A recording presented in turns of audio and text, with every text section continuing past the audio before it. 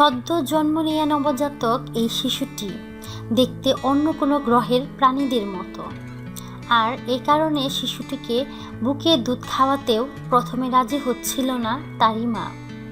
ঘটনাটি ঘটেছে ভারতের বিহারের কাটিহারে। চিকিৎসকরা বলছেন হার্লেকুইন ইকথিউসিস নামে এক ধরনের জিনগত সমস্যা আছে এই শিশুটির। বিরল এই সমস্যার কারণে কারো ত্বক দেখে মনে হতে পারে প্লাস্টিক দিয়ে তৈরি, কারো বা ত্বক ফেটে যায়, কারো আবার অঙ্গ বিকৃতিও ঘটে। গত সোমবার রাতে ওই শিশুপুত্র জন্ম দেন 4 সন্তানের মা বছর 35-এর খালিদা বেগম। সন্তানকে প্রথমবার দেখেই চমকে যান ওই মহিলা।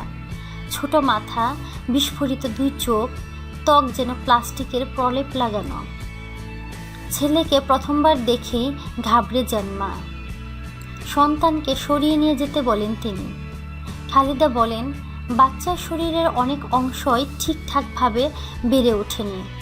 জন্মের পর ওকে যখন প্রথমবার দেখি আমি তো ভয় পেয়ে গিয়েছিলাম। ও পুরোপুরি অন্য গ্রহের প্রাণীর মতো দেখতে। আমার খুব কষ্ট লেগেছিল দেখে। নার্সকে বলি ওকে সরিয়ে নিয়ে যান। চিকিৎসকরা বলেছেন 30,000 নবজাতকের মধ্যে একজন এই সমস্যায় হার্লেকুইন ইকথিউসিস আক্রান্ত হয়।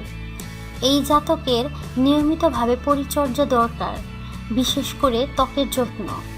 1984 সালে নুসরিত নেলি শাহিন নামে এক শিশুকন্যার জন্ম হয়েছিল।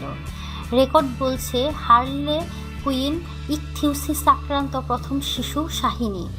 2016 সাল পর্যন্ত পাওয়া খবরে ভালো আছেন তিনি। 2016 সালে নাগপুরে এমনই এক শিশুর জন্ম হয়েছিল, যা ভারতে প্রথম, তবে 2 দিনের বেশি বাঁচানো যায়নি। আমাদের চ্যানেলটি লাইক, কমেন্ট, শেয়ার এবং সাবস্ক্রাইব করতে ভুলবেন না।